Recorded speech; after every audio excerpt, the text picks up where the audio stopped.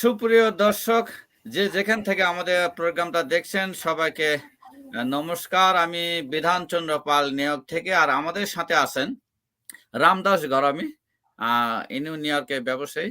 আরেক দিদি আছে সুতিপা চৌধুরী, আর আমাদের আরেকজন আছেন ঋতু রয়। আমরা সবাই নিউ ইয়র্ক থেকে। আমরা রিসেন্ট এপ্রিলের 2 তারিখে তেজগাঁ কলেজের একটা প্রভাষক ডক্টর লতা সামাদ্দার, উনি কলেজের সামনে রাস্তায় দাঁড়িয়েছিলেন। এক মধ্যবয়সী দাঁড়িয়ালা একটা বৃদ্ধ লোক, মানে পুলিশ আসার পরে ওনাকে বলছে যে তুই টিপস পড়ছিস কেন?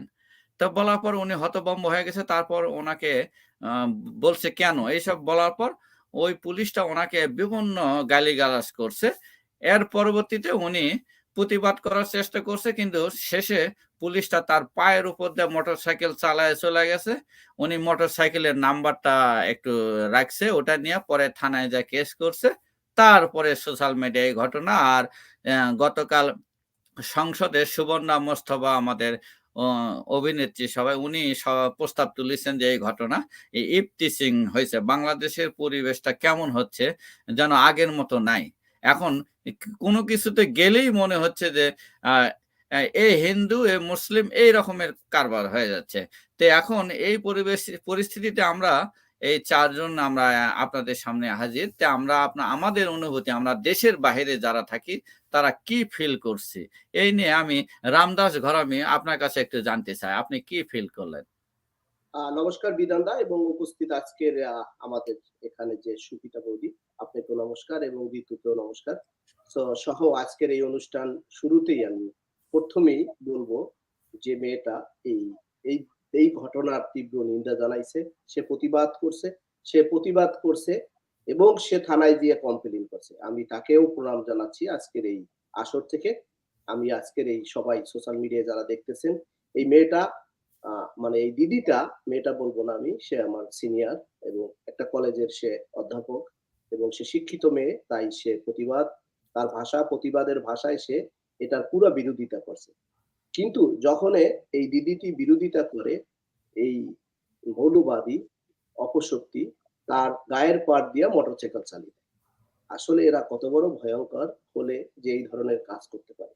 একটা অপরাধী সে যখন অপরাধ করে, আপনি দেখবেন একটা ঘরে যদি কেউ চুরি করতে যায়, ডাকাতি করতে যায়, যখন তার ঘরের মালিক টের পেয়ে যায় তখন সে ভয়তে পালিয়ে যায়। কিন্তু সেটা সে না করে এই অপরাধী সেখানে তার গায়ের পাড় দিয়ে উল্টা মোটরসাইকেল চালাইছে।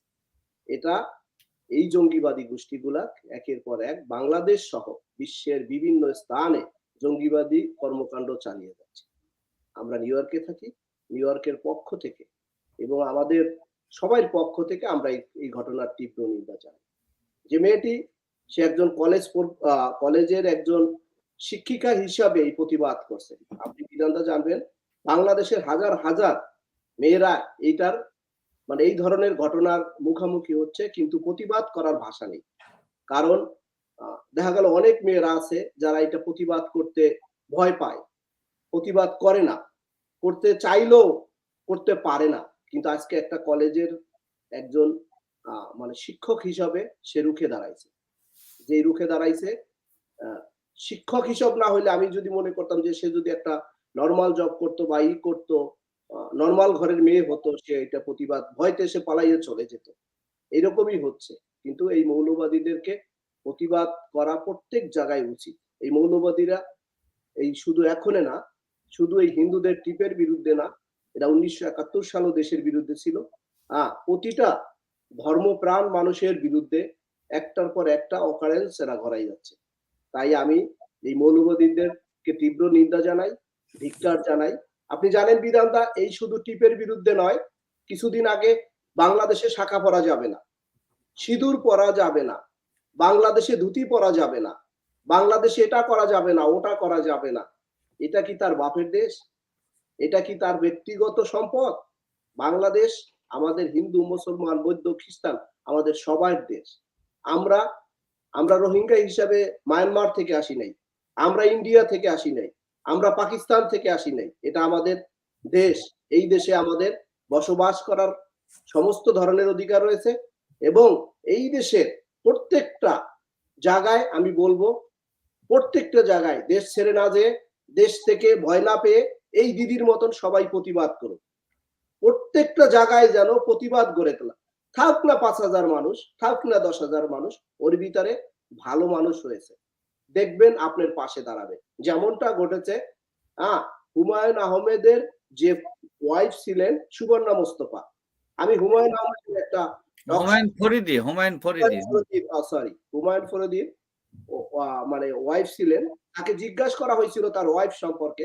তখন উনি বলছিল যে আমার সাথে ওনার ডিভোর্স হয়ে গেছে, ওনাকে নিয়ে মন্তব্য করা আমার ঠিক হবে না, ওনার অসম্মান হতে পারে। তদ্রূপ আর একটা টক শো আমি ওনারও শুনেছি, সুবর্ণা মোস্তফা, সেও বলছে আমি আমার হাজবেন্ড নিয়ে কিছু বলতে চাই না, আমার ডিভোর্স হয়ে গেছে। কারণ এরা হচ্ছে ভদ্র সমাজের ভদ্র মানুষ, সে হোক হিন্দু, হোক মুসলমান, হোক বৌদ্ধ, খ্রিস্টান। দেখেন আজকে সংসদে দাঁড়াইয়া একটা মুসলিম নারী এটার বিরোধিতা করেছে। সংসদের মতন জায়গায় যেখানে সমস্ত সংসদ সদস্যরা দেখবেন সবাই বলবেন আপনি মুসলমান, তার ভিতরে সে গর্বের সঙ্গে এটার প্রতিবাদ এবং নিন্দা জানিয়েছে। তো আমি মনে করি ধর্ম বর্ণ নির্বিশেষে সবাই এর নিন্দা জানানো উচিত, এদেরকে রুখে দেওয়া উচিত। আমি এই পুলিশ অফিসারকে ঘৃণা জানাই এবং তাকে দৃষ্টান্তমূলক ভাবে তাকে শাস্তির আওতায় আনা হোক। তাকে এই পুলিশের চাকরি তো করতেই পারে না, এবং আমি আমার দৃষ্টি থেকে বলবো একে যে জুতা মারতে পারবে আমার পক্ষ থেকে, এবং আমি বললাম আমি প্রয়োজন হইলে তাকে বড় ধরনের, এবং এখান থেকে আমরা তারাই বড় ধরনের গিফট করবো। এই ধরনের মানুষদেরকে জুতা পিটা করানো উচিত বলে আমি মনে করি। তাকে থ্যাংক ইউ রামদাস দা। এখন আমরা ঋতু রয়ের কাছে যাই। আমরা যা দেখছি 20 বছর আগে দেখা যাচ্ছে যে পহেলা বৈশাখ বা কোনো সামাজিক অনুষ্ঠান, বিয়ে অনুষ্ঠানে দেখা যায় হিন্দু মুসলিম কোনো ভেদাভেদ ছিল না, কিন্তু রিসেন্ট কেমন যেন হয়ে গেছে, যেখানেই যাই সেখানে বলা হচ্ছে তুই হিন্দু তুই মুসলিম।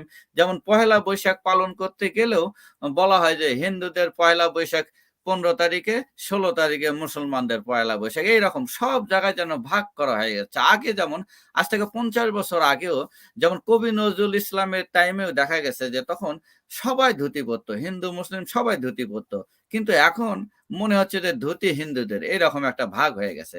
তে এইসব কত কি পরিবর্তন হচ্ছে যেটা আমার মেনে নেওয়া সম্ভব না, মেনে নেওয়া খুবই কঠিন, কিন্তু তারা কিন্তু চাপ চালায় যাচ্ছে। কিন্তু আমরা যারা নীরব তারা কিন্তু প্রতিবাদ করছি না, তবে আমাদের উচিত একটু রুখে দাঁড়ানো। এদের সংখ্যা কিন্তু বেশি না, এই শতকরা 10%, তার বেশি হবে না। তে চলুন আমরা ঋতু রয়ের কাছে কিছু শুনি। হ্যাঁ, নমস্কার সবাইকে, আমার নাম ঋতু রয়। আমি একটু দুঃখিত, আমি ইংলিশেই বলবো যদি কোনো প্রবলেম না হয়। আমাদের যদি কোনো ইংলিশ ভিউয়ার থাকে আমি ইংলিশে এক্সপ্লেন করব সিচুয়েশনটা। সো আমি in my opinion I believe এই ইউএস এর মধ্যে it's officially a national month, এটা বলে সেক্সুয়াল অ্যাসল্ট অ্যাওয়ারনেস মান্থ। মহিলাদের উপরে অনেক অত্যাচার হয়, স্পেসিফিকলি বাংলাদেশে হিন্দু ওমেনদের উপরে always there is some kind of অত্যাচার, and it's not highlighted in the media as much, and it's not seen in the media as much. আমি বলতে পারবো অনেক কিছু কেসেস in our history যে অনেক বাংলাদেশি হিন্দু ওমেন সিঁদুর শাখা ওপেনলি পাবলিকে পড়তে পারে না, অথবা বিন্দি পড়তে পারে না পাবলিকে, কারণ তাদের ভয় আছে that they're going to get attacked. That's always the fear, and that is always the issue. And it's been constant. এটা এখন হাইলাইট করতেছে মিডিয়ার উপর, অনেক ধন্যবাদ, কিন্তু this has been happening for at least more than 50 years. It is not a new tale, it is not a new story. It has been constant, it has been consistent. আমি বলবো যে, for example, this is just one case, but if you go back in 1971, there are cases of women that tara openly shaka shidur porte pare na karon their fear is they're going to get attacked for being what? Simply Hindu. That is the truth. That is the harsh reality that we live in, and we are under. Recently I know there was a woman who spoke in parliament who said that, you know, it is a women's issue, it is a civil liberties issue, but not once did she ask the question, Can we punish the person that did it? The role of the police, right? The role of the police is to protect us and protect anyone, especially if a country that is supposedly secular as in all faiths, Hindu, Muslim, Buddhist, Christian, is allowed to express themselves, yet they are being attacked for what? Their identity. That is the issue. That is the problem, right? So if we live in a supposed secular country, if we live in such a secular nation, in that same way, in that same manner, no matter what your religious identity is, you should be treated equal under the terms of law. That is the truth, and that is the harsh reality, right? So this woman who filed this harassment claim and who hasn't gotten justice yet, it is very, very unjust. If this woman had worn a hijab or a burqa, she would have been faced under the court of law, and this officer who harassed her would have gotten justice. We would have gotten justice for her. But what? She is wearing a bindi. A bindi is such a beautiful, beautiful meaning behind it. In Sanskritam, it's the Ajna Chakra. It is the third eye. You are seeing the world in a more unbiased lens. That is the beauty of the bindi. It's a Hindu identity. It comes from Hindu roots. Let's be clear on that. It is a Hindu identity. It is a Hindu thing. And it is sad to see that our identity, our belief, our practices, if you go back, it's not just this woman. There are countless cases to the point that you can say it is not just the ethnic cleansing, but it is a genocide.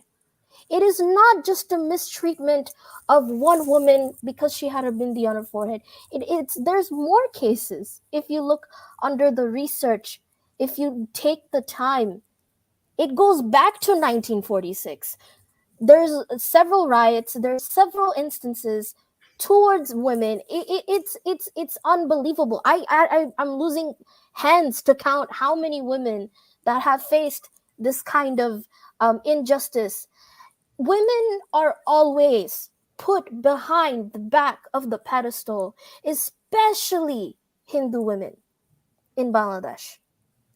There has been no proper law, legislation. For the first time I'm hearing it is going viral on social media. But there are so many professors, so many countless Hindu girls that have faced such oppression. And we must highlight on that, and we must work on that. As someone who lives in the United States of America, the most that I can do is bring awareness, bring some sort of justice, some sort of fight. And for that, as someone who's a younger generation, first generation Bengali Hindu American girl living in America, and as someone who loves her identity, loves Hinduism, and cannot stand the fact that women are being oppressed for simply their religious identity, I ask and I urge every Bengali American here to use their privilege, to speak up. There are many cases. There are many activism groups. One activism group that is very prominent in reporting is Stories of Bengali Hindus. They're on Facebook. They're on Instagram. Most definitely check them out. And I represent from a grassroots organization, Stop Hindu Genocide NYC. We have done protests about Bangladeshi Hindus before, and we've also acknowledged March 27th, which is Bengali Hindu Genocide Remembrance Day. Anyways, I am going a little off tangent, but the conversation of simply wearing a bindi and simply being Hindu in Bangladesh should not be a problem, especially if you are pushing for secularism and you say you are a secular government.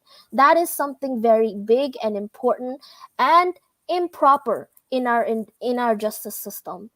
And these are just my two takes. Women always get the negative um end of the tail, and it's about time that we know how to love our women, respect our women, and give them the justice that they deserve, and be able to make this awareness. That is something that I do want to say and share, and I hope I didn't take too much time, and I hope my মাশাআল্লাহ English doesn't না burst. আবার আসবো। এখন So কি এই রকম পরিস্থিতিতে আমাদের বাংলাদেশের মেয়েদের কি করা উচিত? I think another thing that I do want to mention for Bengali girls, it's very hard to speak up about this kind of issue. It is most definitely very difficult to say this. It's not a 1, 2, 3 thing to be open about it. It is something when it happens to you, you don't want to tell the whole world. You get ashamed and you get scared and you get shy. You don't want to tell your parents. You don't want to tell your brother. You don't want to tell your sister. You don't want to tell anyone. So you keep it in. So the one thing that I recommend Bangladeshi Hindu girls or Bangladeshi girls that face this kind of issue is to take some time for themselves, but do not be afraid to tell your parents. Your parents are your number one thing. In Hinduism, parents are your Bhagavan, your second Bhagavan. So you have to tell your parents first of all. Don't be afraid to tell your parents. Your parents will not criticize you for it because this is something that happened to you unwillingly, unwantedly. The second thing is do not be afraid to report to the police. I understand for Bangladeshi Hindu girls, it may not be easy. The police doesn't protect Bangladeshi Hindu girls specifically. I'm being honest here. I'm not lying, right?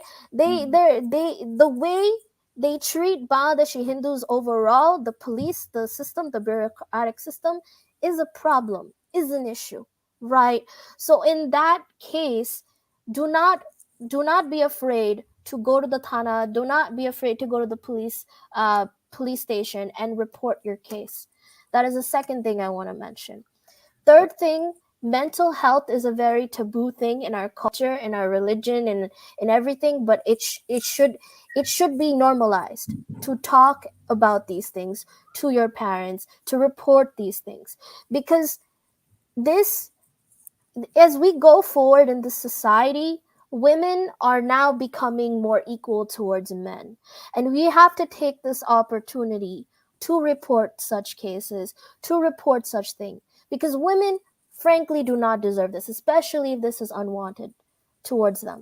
So that is something that I recommend Bangladeshi Hindu girls to do if they face such harassment. Okay, thank you. আমরা একটু পরে আসবো। তো দিদির কাছে একটু শুনি। শ্রুতিপাদ চৌধুরী, দিদি আমি আপনার কাছ থেকে একটু শুনবো। শোনার আগে একটু বলি, উনি যখন থানায় কেস দিতে গেলেন, কেস দেওয়ার সময় পুলিশেরা বলল তোমার প্রমাণ দেখাও, তুমি কোথায় ছবি দেখাও। তো এখন এগুলো তো নাই ওখানে।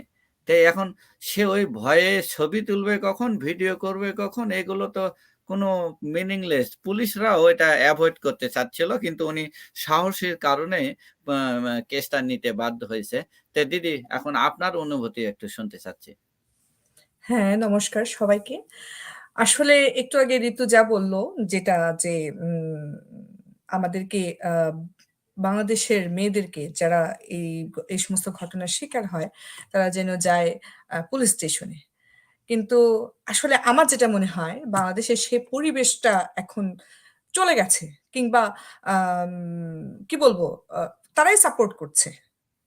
তারাই সাপোর্ট করছে যে এগুলা যদি আস্তে আস্তে বিচার হতো, তাহলে তো এই জিনিসগুলা বারবার ঘটতো না।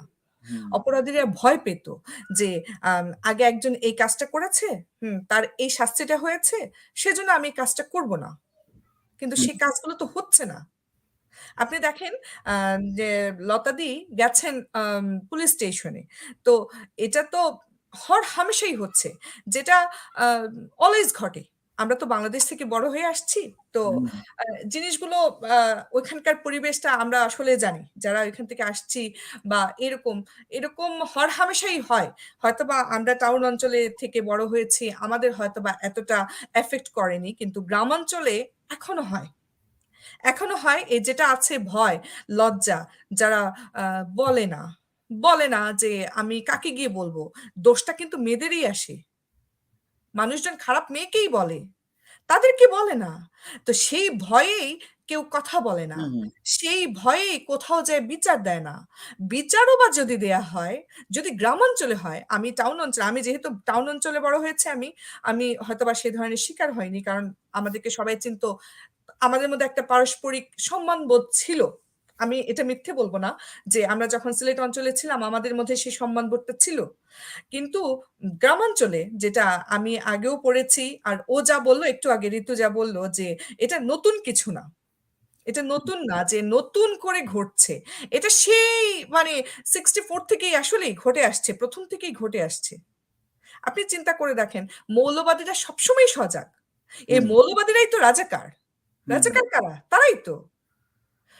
সব মানুষ খারাপ তা না, সব মুসলিম মানেই খারাপ সেটা তো না, অবশ্যই না। কিন্তু ভালোগুলো নীরব। হ্যাঁ, ভালোগুলো আমি কিন্তু নীরব বলব কেন? আমি যদি বলি যে সুবর্ণা মুস্তাফা, তিনিও তো একজন মুসলিম, তিনিও তো হুম, এগিয়ে এসছেন। হুম, হুম, হ্যাঁ, আরো বাকিদেরকে আমি আহ্বান জানাবো, আপনারাও এগিয়ে আসেন। এটা খালি যে হিন্দুদের জন্য আম একটি একটি বিপজ্জনক পরিবেশ তাও তো না। এটা আজকে হিন্দুদের হচ্ছে, কালকে আপনার মা বোনদেরও হবে, বা হচ্ছে না বা হয়নি বিগত সময়ে, সেটাও তো না, হয়েছে।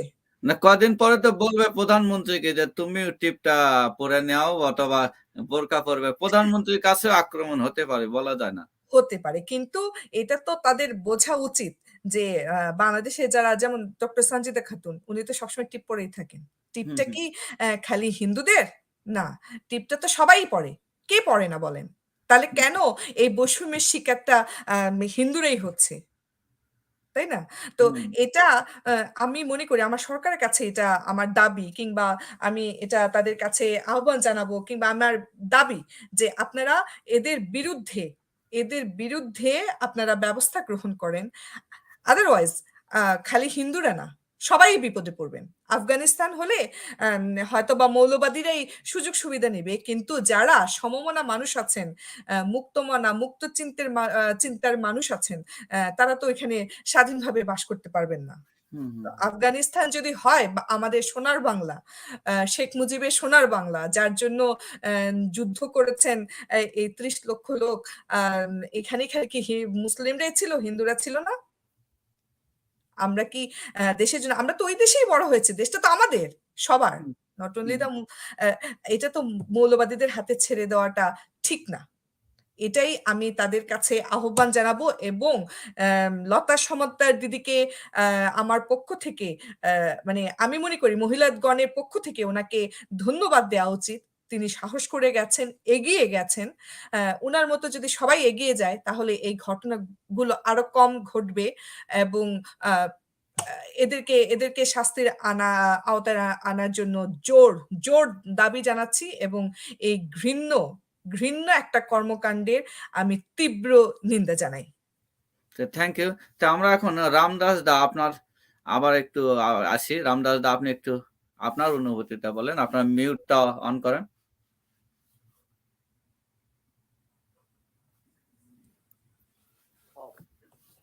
থ্যাংক ইউ বিধান দা, আবার সবার কথাই শুনলেন। আসলে জিনিসটা খুবই খুবই মানে এটা মানে ভাবার মতন, বা মানে এটা এটা আসলে মেনে নেওয়া যায় না।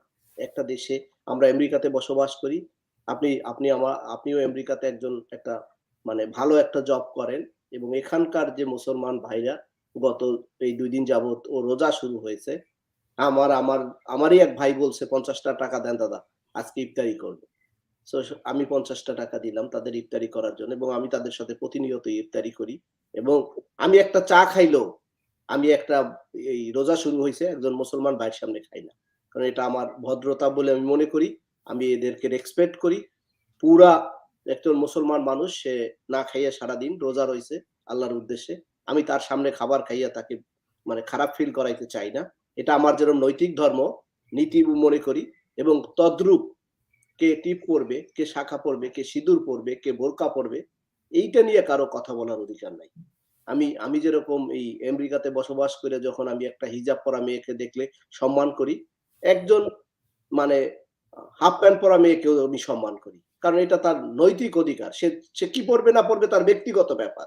এখানে আমার মানে এটা নিয়ে আমার ডিসকাস করার কিছু নাই। এইজন্য আমি আমেরিকার প্রশাসন এবং মানে আমেরিকার যে মানে আইন কানুনের প্রতি আমি মানে শ্রদ্ধা জ্ঞাপন করছি এবং আমি ঘৃণা জানাচ্ছি বাংলাদেশের আইন কানুনের প্রতি। কারণ বাংলাদেশে যদি আইন থাকতো, বাংলাদেশে যদি বিচার থাকতো, তাহলে এই ঘটনা ঘটতো না। কে পোশাক পরবে, কে মুখে দাড়ি রাখবে, কে মাথায় টুপি পরবে, এটা তার ব্যক্তিগত ব্যাপার। আমি কপালে তিলক কাটবো কিনা সেটা আমার ব্যক্তিগত। আমি লুঙ্গি পরবো না, হাফ প্যান্ট পরবো নাকি আমি মানে ফুল প্যান্ট পরবো আমার ব্যক্তিগত ব্যাপার। যে সমস্ত লোক এই সমস্ত কথা নিয়ে মানে আলোচনা করে, যারা এটার প্রতিবাদ করে, তারা হচ্ছে পৃথিবীর সবচেয়ে ঘৃণিত ব্যক্তি। সে যে ধর্মেরই হোক না কেন। আমি আমি এদেরকে ঘৃণা জানাই। আবারও আমি লতা দিদির প্রতি মানে মানে খুবই মানে রেসপেক্ট করে বলছি, যদি তার এই মামলা ক্ষেত্রে যদি আমাদের কোনো সহযোগিতা লাগে, আমি গর্বের সাথে বলতে পারি এবং আমি চ্যালেঞ্জ করে আপনি আমার ইনফরমেশনটা দিয়ে দিবেন। আমরা এই যত এই মামলা, এই সন্ত্রাস, এই পুলিশ অফিসারেরকে আইনের আদালতের যত খরচ প্রয়োজন হলে আমরাই চালাবো। আমরা লতা দিদির পাশে আছি এবং লতা দিদি না শুধু বিশ্বের যে ধর্মের মানুষই এই ধরনের ঘটনার মানে হয়, আমরা তাদের পাশে আছি। কারণ আমরা এই ধরনের জঙ্গিবাদী মৌলবাদীদেরকে প্রশ্রয় দিতে পারি না। আপনি জানেন পাকিস্তান একটা জঙ্গি দেশ, আফগানিস্তান একটা জঙ্গি দেশ। আমরা বাংলাদেশটাকে জঙ্গি দেশ হিসাবে তৈরি করতে চাই না। ইতিমধ্যেই পাকিস্তানে দেখতেছেন প্রতিনিয়ত যে ধরনের খবর, এই ইমরান খান থেকে শুরু করে নেয়াজ শরীফ বলেন, জারদারি বলেন, যত যা আছে লিডার থেকে শুরু করে এই দেশের প্রত্যেকটা মানুষ মানে অকারেন্সের সাথে জড়িত। এই দেশের নীতি আইনগত কয়েকদিন আগে আপনি আফগানিস্তানের যে ঘটনাগুলোকে আমরা দেখছি, এটা দেখে আমাদের যে পরিবেশটা হয়েছে, এই পরিবেশে বাংলাদেশকে ফিরিয়ে নেওয়ার এই পরিবেশে নিয়ে যাওয়া আমাদের জন্য খুবই দুঃখজনক। আমরা একটা শান্তিপ্রিয় দেশ, যে দেশে হিন্দু মুসলমান মিলে এই দেশ মানে এই জঙ্গিদের কাছ থেকে স্বাধীন করা হয়েছে। এখানে আমরা একে অপরের প্রতি রেসপেক্ট বোধ রাইখা বসবাস করব, এটাই কথা ছিল।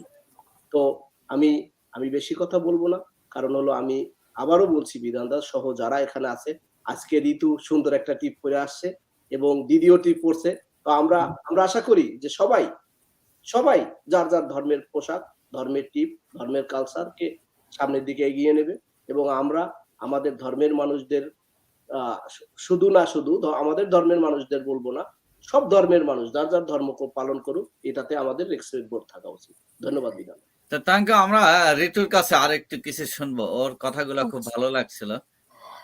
Thank you. আমি বলবো যে একটু ক্লারিফাই করতে চাই যে আমি কথা বলতেছি হচ্ছে এক্সট্রিমিজমের ব্যাপারে। Extremism, I am not generalising a whole group of people, I am talking to those specific people that have very extreme views. Those extremists, these people is what we are discussing about here. I want to clear that out first. Second of all, আমি আঙ্কেলের রমদাস আঙ্কেলের পয়েন্টটা অনেক পছন্দ করেছি যে a girl should not be attacked for wearing whatever she wears, whether it's a bindi, whether it's a hijab, whether it's a shaka, shidur. It should not be a problem, right? A third thing I do want to mention, I identify myself as a Bengali Hindu American. And as someone who is Bengali Hindu, I also want to emphasize it's very important for us to acknowledge our atrocities, our attacks, our genocide, our culture. Yes, culture, dharma is a big thing. It is a big factor of our identity. But to acknowledge that we have been single-handedly attacked as a group is very, very important. And for that, March 27th, 2022 was Bengali Hindu Genocide Remembrance Day. The Ramnakali Bari Mondir massacre was a big massacre, and it targeted many devotees, 50 cows, priests, a bunch of priests, and we did a big Remembrance Day for that. And it is very important as Bengali Hindus ourselves to push for that kind of agenda, to push for our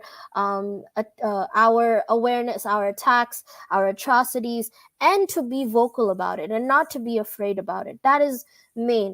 For a woman, as someone who is a woman, to not be afraid to speak on such injustices is also very key.